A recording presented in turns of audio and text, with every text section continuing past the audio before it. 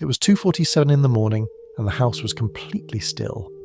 Not the peaceful kind of still, the heavy kind. The kind that settles in after midnight, when the world finally shuts up and there's nowhere left to hide from your own thoughts. I wasn't tossing and turning, I wasn't panicking, I was just awake, fully, painfully awake, staring into the dark, knowing sleep wasn't coming anytime soon. The room was washed in a muted blue glow, soft and familiar. The lamp stayed off. The curtains barely moved. Somewhere far away, a car passed, its sound fading almost as soon as it appeared, like proof that life was still happening. Just not here. I sat up in bed and pulled the blanket closer, not for warmth, but for something solid to hold on to.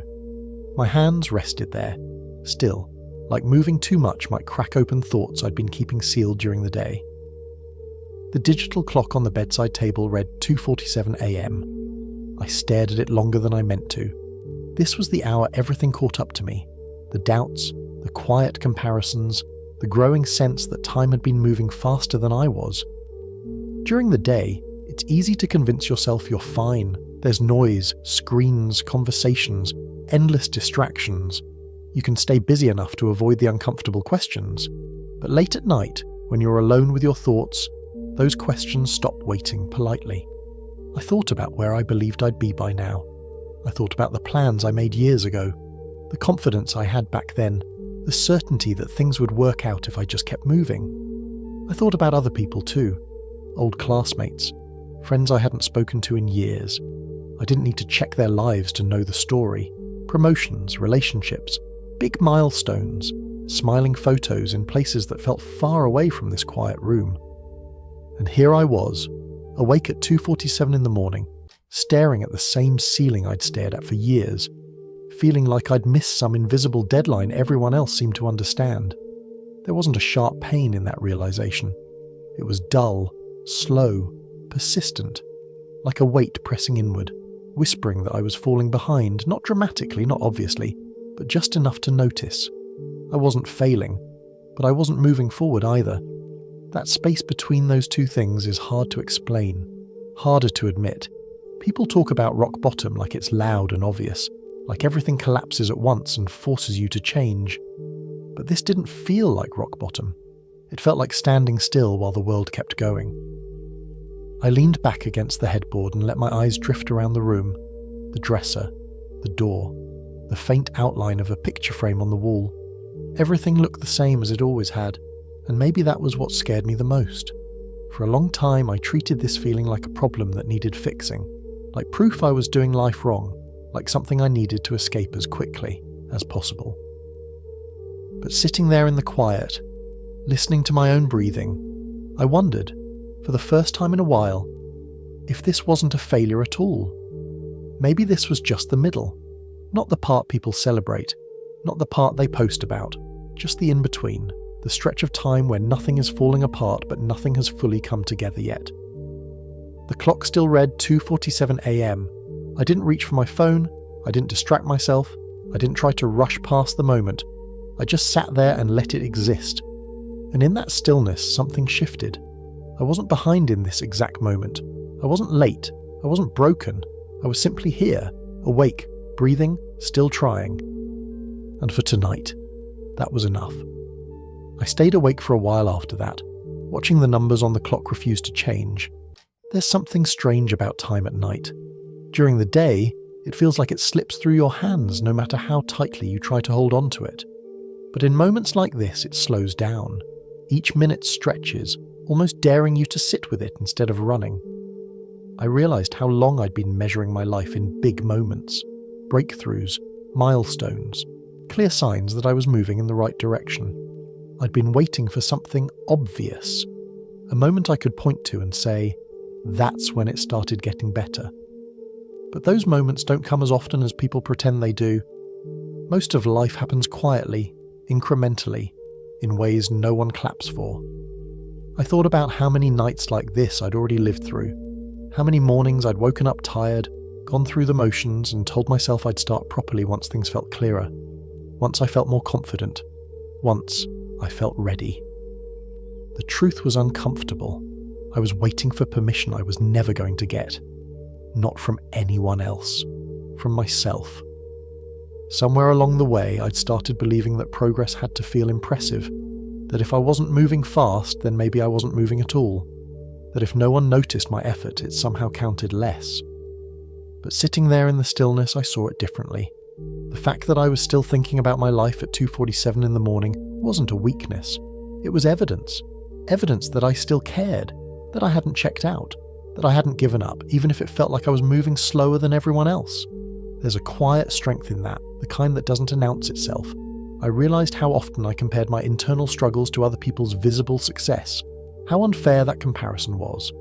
I was measuring my behind the scenes against their highlight reel, then wondering why it hurt.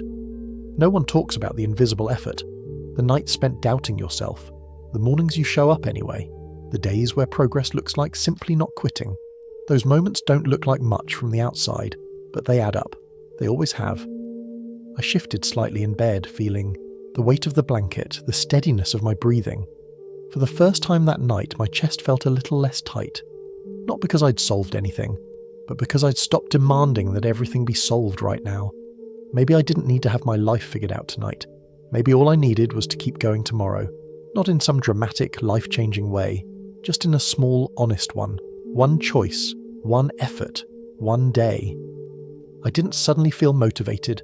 I didn't feel inspired or confident or certain, but I felt something quieter and more reliable. I felt willing to keep trying, even without guarantees, willing to move forward without applause, willing to accept that progress doesn't always feel good while it's happening. The clock still glowed softly beside me. 2:47 a.m. For once, it didn't feel like an accusation. It felt like a reminder. I wasn't done yet. I didn't fall asleep straight away after that. But something had changed. The thoughts were still there, the unfinished plans, the unanswered questions, but they felt less sharp, less demanding, like they'd stepped back and were willing to wait instead of crowding me all at once. I realized how often I'd been fighting the feeling of being behind instead of listening to it, treating it like an enemy, something to overcome or silence. But maybe it was just a signal, not telling me I was failing, just reminding me that I wanted more than I had right now. That distinction mattered. Wanting more doesn't make you ungrateful. Feeling restless doesn't mean you're broken. Being dissatisfied doesn't cancel out the effort you've already made. I'd spent years thinking motivation was supposed to feel loud, like a surge of energy, a sudden clarity, something that hit you all at once and pushed you forward, whether you were ready or not. But that wasn't what this felt like. This felt quieter. It felt like understanding that no one was coming to tap me on the shoulder and tell me it was time. No deadline, no announcement. Just a slow realization that movement, any movement, had to start with me deciding not to stay still anymore, even if that movement was barely noticeable. I thought about how many days I'd dismissed as pointless just because nothing impressive happened. Days where I showed up, did what I could, and went home without anything to show for it. No progress photos, no milestones, no story worth telling. At least that's what I told myself. But maybe those days were doing more than I gave them credit for. Maybe they were building something under the surface. Patience, resilience, discipline. Things you don't feel forming until much later, when you suddenly realize you're stronger than you used to be. I'd always admired people who seemed consistent. People who didn't rely on motivation, who just kept going whether they felt like it or not. I used to think they were built differently, that they had something I didn't. Lying there in the dark, I saw it differently. They weren't special. They just stopped waiting to feel ready, stopped waiting to feel confident, stopped waiting for their doubts to disappear. They moved with the doubt, with the uncertainty, with the feeling of being behind. That didn't make things easy. It made them possible. The idea settled in slowly, without pressure. I didn't need to overhaul my life tomorrow. I didn't need a 5-year plan. I didn't need to become a different person overnight. I just needed to stop treating small effort like it didn't count. Because it does. Every quiet choice matters. Every day you show up matters. Every time you don't quit, even when no one's watching, matters. I rolled onto my side and closed my eyes again, not forcing sleep, just allowing rest to come when it was ready. The room stayed still. The clock continued its soft glow. And for the first time that night, my breathing slowed naturally. I wasn't suddenly optimistic. but I felt steadier, and that felt like progress. Morning didn't arrive with clarity. There was no sudden sense of purpose, no clean feeling of renewal, just a dull grey light pressing gently through the curtains, reminding me that the night had ended whether I felt ready or not. I checked the clock again, just after 7. My body felt heavy, like it always did after a night spent thinking instead of sleeping. For a moment, I considered staying where I was, letting the day start without me, pretending that one more hour wouldn't matter. That temptation felt familiar. It always shows up quietly, disguised as rest, as self-care, as reason. And sometimes it is those things, but other times it's just avoidance wearing a softer face. I sat up slowly and let my feet touch the floor. The room looked exactly the same in daylight. Same furniture, same walls, same small imperfections, but it felt different now, less forgiving. The quiet of night had passed the responsibility back to me. I didn't feel motivated. That surprised me less than it used to. Somewhere along the way, I'd learned that waiting for motivation was a losing game. It shows up late, leaves early, and never sticks around when things get repetitive. So I didn't wait. I stood up, stretched my shoulders, and moved through the same routine I'd moved through 100 times before. Shower, clothes, coffee, nothing dramatic, nothing Instagram-worthy. Just the basic motions of starting a day. The coffee tasted the same as always. Bitter at first, then familiar. I leaned against the counter and stared out the window while the kettle cooled, watching the street come alive slowly. A neighbour leaving for work, a car pulling out of a driveway, someone walking past with headphones on, already somewhere else in their head, everyone moving. I thought about how easy it is to assume everyone else knows exactly where they're going. Like there's a map you're given at some point that explains everything, and if you miss that moment, well, that's on you. But the more I watched, the more obvious it became. They were just moving too. No guarantees, no certainty, just momentum. I finished my coffee, rinsed the mug, and set it upside down on the rack. Small action, barely noticeable, but it felt intentional. Like I was participating instead of observing. That mattered more than I expected. I sat down at my desk and opened my laptop. The screen lit up with the same unfinished work I'd been circling for weeks. Projects half-started, notes without direction, ideas that felt promising once, then heavy the longer they sat untouched. I didn't try to fix everything. I picked one small thing, something simple enough that I couldn't talk myself out of it, and I started. Not confidently, not efficiently, just honestly. There was a resistance at first. The familiar urge to check my phone, to stand up, to find a reason to stop. I noticed it without judging it, the way you notice a noise in the background and decide not to give it your attention. Minutes passed, then a few more. Nothing extraordinary happened. No breakthrough, no rush of clarity, just steady effort layered on top of itself. And then, quietly, without asking for permission, the resistance softened. I realized something in that moment. Progress doesn't announce itself when it arrives. It slips in when you're too busy showing up to notice. I kept going. Not because it felt good, but because stopping would have felt worse. By the time I leaned back in my chair, my shoulders ached slightly and my eyes felt tired again. But there was something else underneath that fatigue. A sense that I'd moved, even if only by inches. It wasn't enough to change my life, but it was enough to change my day. And that was new. The days that followed didn't feel important at the time. They blended together in the way ordinary days do. Work, small efforts, familiar routines. No clear markers, no moments that felt worth remembering. If someone had asked me how things were going, I wouldn't have known what to say. Nothing had changed, and yet, something had. I stopped expecting each day to deliver proof that I was moving forward. I stopped scanning my life for signs that I was finally on track. Instead, I focused on something smaller, whether I showed up at all. Some days, showing up meant doing the work I'd been avoiding. Other days, it meant not quitting halfway through. And sometimes, it just meant sitting with the discomfort instead of running from it. There were still mornings when I felt behind. Still moments when doubt crept in quietly, questioning whether any of this effort mattered. That voice didn't disappear. It rarely does.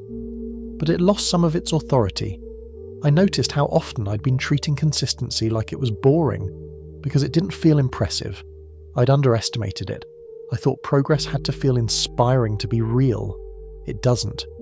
Real progress feels repetitive. It feels unremarkable. It feels like doing the same small things even when the novelty wears off. And that's why most people quit there. Not because it's hard, but because it's quiet. I realised I'd been waiting for a feeling to carry me forward, when what I actually needed was a direction. Feelings fluctuate.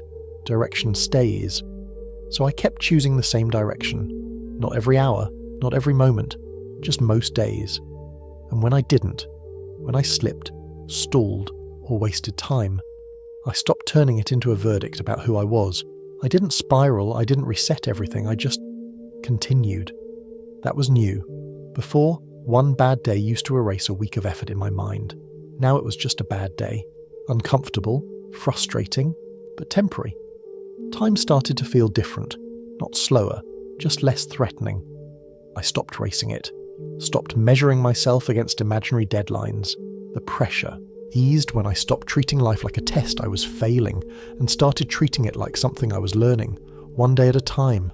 The phrase used to sound like something people said when they didn't have a better answer. Now it felt practical, grounded, honest, because that's how progress actually happens, not all at once, not in leaps, but in accumulation. And accumulation doesn't look like much until you look back. One evening, weeks later, I found myself awake again. Not restless this time, just quiet. The room looked the same. The clock glowed softly. The night carried that familiar stillness. But the feeling was different, lighter, less loaded. I thought about the version of me who'd sat here before, convinced he was late to something important. I didn't judge him. I understood him. He wasn't wrong to feel the way he did. He just didn't know yet that standing still wasn't the same as being stuck. Some growth only becomes visible in hindsight. You don't feel patience forming while you're practicing it. You don't feel resilience while you're enduring. You don't feel strength while you're carrying weight day after day. You feel tired. And that tiredness used to scare me. I thought it meant I was doing something wrong. Now I saw it differently. It meant I was in it. I hadn't transformed. I hadn't arrived anywhere. My life didn't suddenly look impressive from the outside, but it felt steadier on the inside, and that mattered more than I expected. I wasn't chasing momentum anymore. I was building it. If there's one thing I understand now, it's this. You don't fix your life by waiting for the right moment. You change it by refusing to abandon yourself in the middle. Progress doesn't need witnesses. Effort doesn't need validation. And being behind doesn't mean you're out of the race. It just means you're still running. Quietly, imperfectly, one step at a time. There will be nights like that one again. Nights where doubt creeps in and time feels heavy. That's part of it. That's not failure. It's feedback. And when those nights come, I won't panic. I'll remind myself that I don't need to solve everything tonight. I don't need to become anyone else. I just need to show up tomorrow and do what I can with what I have, one day at a time. That's how things actually change, not all at once, but for good. And if any part of this felt familiar, you're not alone. You can subscribe if you want more quiet stories like this, and feel free to leave a comment, even just to say you've been here too.